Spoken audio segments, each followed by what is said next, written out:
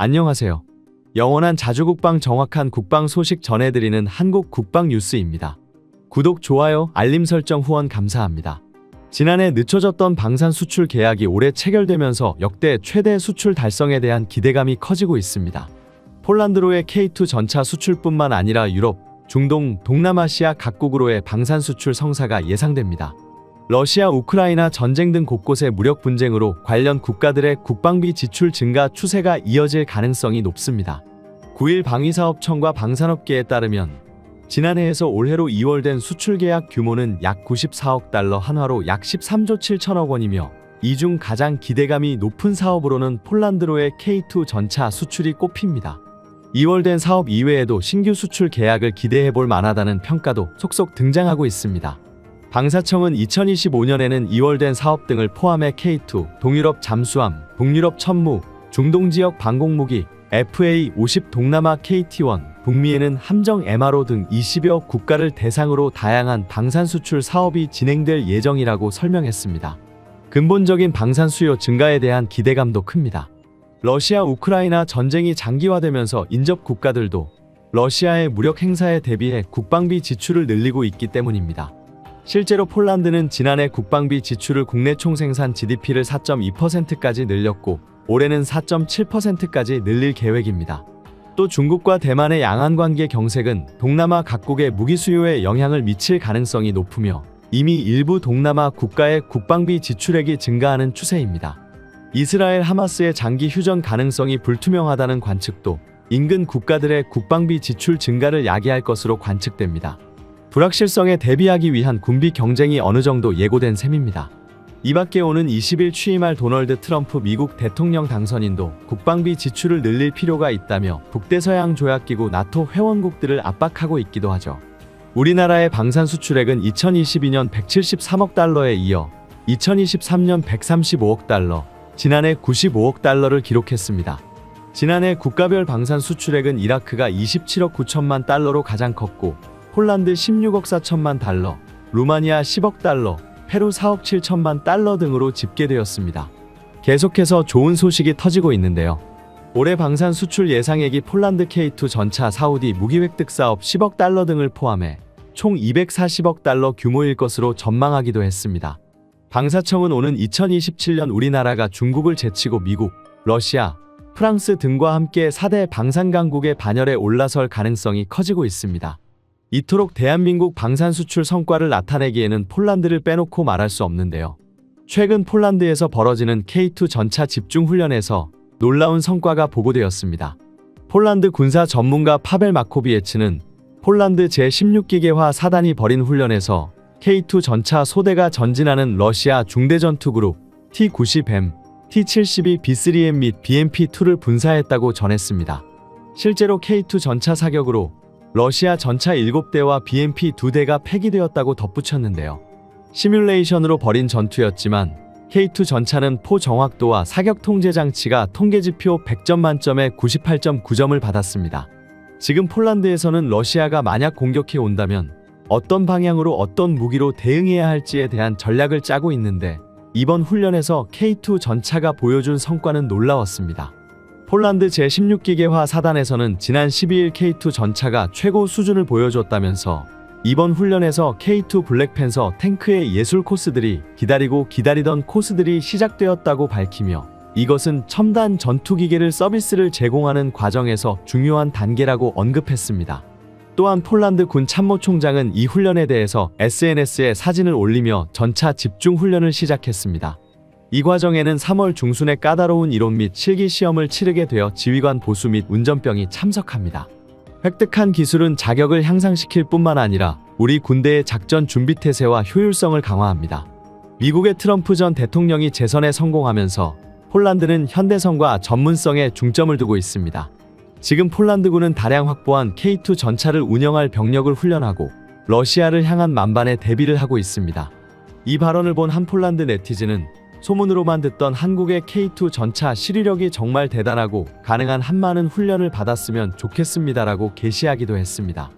폴란드에서는 K2 전차가 진흙탕에서도 빠르게 기동하며 사격하는 영상을 최근 공개했는데, 반면 러시아는 푸틴의 자랑이라는 자국산 탱크가 드론을 피하려다가 도랑에 빠진 영상으로 망신을 당하기도 했는데요. 이번에 공개된 러시아 T-90M 전차는 이번 폴란드 훈련 시뮬레이션에서 K2 전차에 의해 격파된 전차로 실전에서도 무기력한 모습을 보여줬습니다. 지난해 말 러시아의 T-90M 전차가 어디론가 대량 이동하는 영상이 큰 두려움을 준 바 있습니다. 이는 우크라이나 전쟁에서도 굉장한 위력을 발휘할 것으로 보였는데, 이에 폴란드는 러시아를 겨냥해서 K2 전차로 이 같은 러시아 전차를 상대할 준비를 하고 있는 것이었습니다. 하지만 얼마 가지 않아 T-90M의 형편없는 실체가 드러났습니다. 지난해에도 T-90이 진흙에 빠져있는 영상이 포착된 바 있습니다. 이번에 공개된 영상에는 T-90M으로 추정되는 러시아군 전차가 우크라이나 FPV의 1인칭 시점 드론 공격을 피해 달아나다가 도랑에 빠져 결국 공격을 받고 고꾸라지는 장면이었습니다. 우크라이나 언론인 안드리 차플리엔코는 154여 단 병사들은 최근 러시아군이 장악하고 있는 노보젤리자베티프카 외곽에서 러시아군의 전차를 FPV 드론을 이용해 파괴했다며 탱크는 도랑에서 멈춰 서고 말았다고 밝혔는데요. T-90M은 러시아가 보유한 가장 최신형의 주력 전차로 125mm 주포를 장착했고, 외부 공격을 받으면 미리 터지면서 공격 미사일의 관통력을 약화시키는 반응 장갑을 장착하고 있습니다. 하지만 이런 주포의 공격성이나 반응 장갑이 실전에서는 제대로 움직이지 않았고, 특히 형편없는 기동력은 드론의 먹잇감이 되었습니다. 러시아의 가장 중요한 전력으로 여겨지는 T-90M이 전장에서 무력한 것과 이를 한국의 K2 전차로 완파하는 훈련성과는 폴란드는 물론 주변 유럽국들에게 큰 자신감을 주고 있습니다. 지난해까지 폴란드에는 K2 전차가 84대, K9 자주포가 136대, 호마르 K 천무가 72대가 인도되었는데, 전 세계 유례없는 빠른 납기 속도에 유럽 국가들은 한국산 무기에 크게 고무되어 있는 상황입니다. 폴란드와 K2 전차 2차 계약은 지난해 말 성사될 것으로 보였으나, 올해 초로 계약 체결이 연기되어 무산되거나 차질을 빚는 게 아니냐는 우려가 나오고 있는데요. 하지만 방위사업청은 지난 10일 폴란드 방산수출 사업 위기설에 대해 한 폴란드 방산협력 및 방산수출은 정상 진행 중이라고 밝혔습니다. 현대로템은 올해 1분기 내 계약을 마무리한다는 방침으로 폴란드 측과 협상을 이어가고 있다고 말했습니다. 방산 관계자는 폴란드 현지 생산 방안 등 계약 조건이 1차보다 많은 점 등을 고려해 양측이 계속 협상 중이라고 말했는데, 한국의 입장에서도 비용이나 기술 이전 등에서 양보보다는 실리를 찾으려고 하는 것으로 전해지고 있습니다. 폴란드는 이번에 2차 계약에 대한 강한 의지를 보이고 있기에 현대로템의 계획대로 1분기 안에는 계약이 체결될 것이라고 전망하고 있습니다. 이런 가운데 K2 전차가 아닌 독일산 레오파드2 A8을 선택하려는 몇몇 국가들은 큰 후회를 하고 있습니다. 슬로바키아는 군 현대화를 위해 전차 104대를 구입하려고 했는데 한국 K2 전차, 독일 레오파드2, 미국 에이브람스 이렇게 3파전이 벌어졌습니다. 여기서 슬로바키아는 유럽 내에서 구매하기로 하면서 결국 독일산 레오파드 전차를 선정했는데, 국가의 실제 재정 능력에 비해 너무 높은 단가에 직면했습니다. 폴란드 디펜스 24에서 제시된 정보에 따르면 슬로바키아는 레오파드 2A8 단 한 대에 2천만 유로, 하나로 약 300억을 지불해야 한다고 밝혔는데요. 최근 몰려드는 수요와 물가가 오르면서 레오파드 신형 전차 가격이 크게 오른 것입니다. 이것은 대당 850만 달러, 하나로 125억 수준인 K2 전차의 거의 3배에 가까운 금액입니다. 현재 슬로바키아는 레오파드를 너무 비싼 견적이 나오자 아예 스웨덴 산 CV90 경전차를 구매하는 것으로 방향을 틀려고도 하는데요. 지금 체코도 레오파드 2A8을 구입하기로 했지만 금액적으로 타산이 맞지 않아 국방 예산으로 구입하기에 충분하지 않다며 구입을 해도 늦은 배송 날짜를 우려하고 있습니다. 정리하자면 최근 슬로바키아, 체코 모두 군 현대화를 내세우며 전차를 구입하려 했지만 독일이 전차 가격을 크게 올리면서 자국 내 여론과 군 전문가들의 평가에서는 한국산을 선택하지 않은 것을 후회하고 있는 것인데요. 한국산 기관무기는 1분기 안에 폴란드 K2 전차 2차 계약의 성공, 그 이후 루마니아 등 유럽의 주변국들도 연이어 계약할 것으로 전망하고 있습니다. 심지어 지금 중동과 아프리카에서도 재빠르게 한국산 무기를 구입하려는 움직임이 구체화되고 있습니다. 지난 9일 군사 전문가 하크메이스는 이집트에 축하한다며 해안방어 목적으로 대함 능력을 갖춘 K9 포병을 운용하는 10개국 중 첫 번째가 될 것이라고 보도했는데요. 한화에어로스페이스는 이집트의 K-11 화력 통제 차량 51대와 K9A1 자주포 216대를 수출했으며 K-11은 대함 임무에 맞게 개조되었습니다. 예상대로 K9은 상상할 수 없는 잠재력을 가지고 있는 것 같다며 이집트는 주변 아랍 및 아프리카 국가에게 수출하는 허브 역할을 할 것이라고 덧붙이기도 했습니다. 미국 트럼프는 최근 나토 국방비를 GDP 5%로 인상하라고 요구했다고 했습니다. 유럽 국가들은 이에 국방비를 늘려야 하는 상황에 놓여 있고 빠른 군 현대화를 이루기 위해서는 한국에게 러브콜을 보내는 나라가 늘어날 것이라고 했습니다. 일각에서는 국내 정치 불안으로 무기 수출을 제동이 걸리는 게 아니냐는 우려가 나오고 있지만 한국의 군수 공장은 어떤 변수에도 변함없이 지금도 가동되고 있습니다. 현대로템의 올해 예상 매출액은 4조 840억 원으로 지난해 대비 13.9% 늘고 영업이익은 4,260억 원으로 103% 증가할 것으로 예상됩니다. 영업이익이 한 해 만에 2배 이상 늘어나는 이례적인 상황입니다. 현대로템의 K방산 주인공은 K2 전차입니다. 현대로템은 지난달 페루 리마에서 페루 육군 조병창과 K2 전차 및 차륜형 장갑차 등 지상 무기에 대한 총괄 협약을 체결했습니다. 이번 총괄 협약은 페루 육군 조병창의 획득 절차상 향후 진행될 개별 실행 계약 체결 이전에 하는 절차로 지상 무기 공급 사업의 총 물량과 사업 규모를 결정하고자 체결됐습니다. 현대로템은 지난 5월 페루 조병창이 발주한 차륜형 장갑차 공급 사업을 수주해 중남미 시장 최초 진출을 성공한 데 이어 이번 협약 체결로 K2 전차와 차륜형 장갑차 후속 물량 등 지상 무기 체계 전반에 걸쳐 공급할 예정입니다. 현대로템은 이미 대수가 결정되었고 페루가 이를 사용하기로 결정했다고 말했습니다. 두 회사 모두 임원 계약의 일환으로 시스템 옵션, 유지관리, 교육 및 납품 날짜를 조정하고 있습니다. K2 블랙팬서는 대량 생산되는 현대적이고 고도로 디지털화된 전차이며 화력이 강하고 기동력이 뛰어나 실행 가능합니다. 이에 외신 하쿠메이슨에서는 태평양과 유럽에서 남미 끝까지 그중 페루 군대 전체가 한국의 주요 방산 시스템을 원하는 것 같다고 보도하기도 했습니다. 해외 첫 고객으로 유럽의 폴란드가 K2 전차를 도입해서 화제가 되자 유럽의 많은 국가들이 따라서 K2 전차를 검토했으나 유럽 방산 강국들의 압박으로 선택하기가 쉽지 않았습니다. 그럼에도 폴란드 이웃 국가 루마니아가 K2 전차 현지 최종 테스트를 마치고 내년 도입을 준비하고 있는 가운데 이보다 앞서 남미 나라 페루에서 이미 도입을 결정했다는 소식이 전해진 것입니다.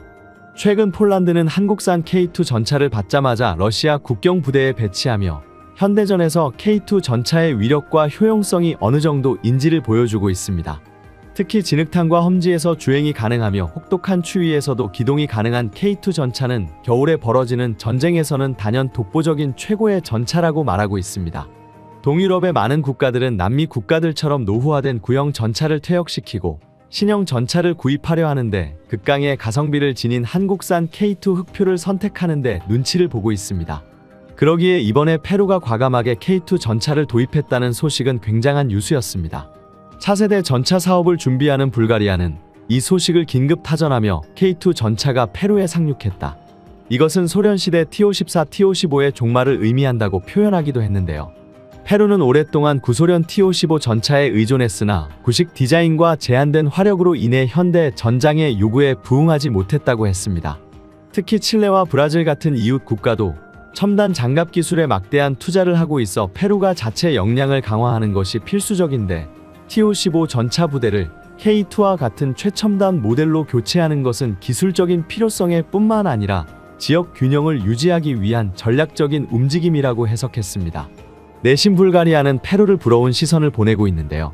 현대로템은 올해 5월 페루에 차륜형 장갑차 공급 사업을 수주해 중남미 시장에 최초로 진출한 바 있습니다. 페루 정부는 앞서 K808 장갑차의 기동을 참관하기 위해 방한했을 때 K2 전차도 둘러보고 구체적인 납기 일정과 성능 부분에서 심도 깊게 논의했지만 대당 가격이 장갑차보다 약 3배나 비싸기에 주저했었는데요.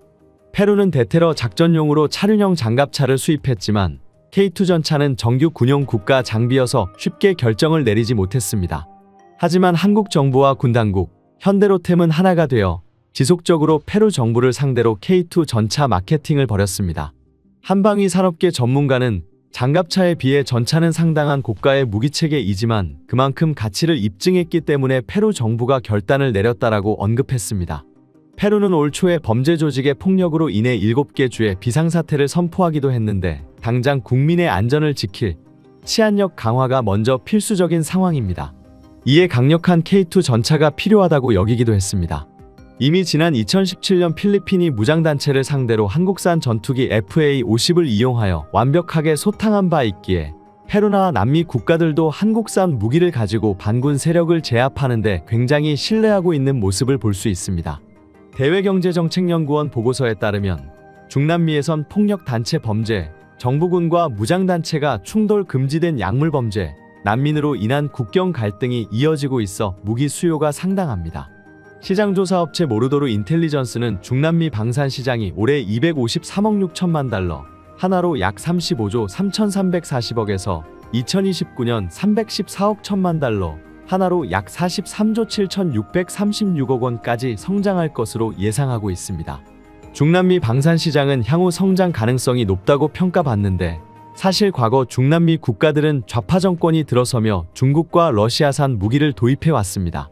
하지만 2017년 이후 중남미 국가들의 경제 위기와 정치적 혼란 확산에 신규 무기 도입 여력이 줄었고 2022년 이후엔 러시아의 우크라이나 침공과 미중 기술 패권 경쟁으로 인한 서방의 제재 강화로 러시아, 중국과의 관계도 전보다 소원해졌습니다. 지금 이 틈을 이용해 K방산이 침투하려 한다는 것입니다. 남미 한군사 매체는 현재 한국 방산 수출이 남미 지역 70%를 감당하고 있는 페루는 한국 첨단무기 체계 주요 정비 중심지이자 지역적 접근 지점으로 떠오르고 있다고 보도했습니다. 지금까지 한국 국방 뉴스 시청해주셔서 감사합니다. 구독, 좋아요, 알림 설정 해두시면 언제나 좋은 소식 전해드리겠습니다. 즐거운 하루 보내세요.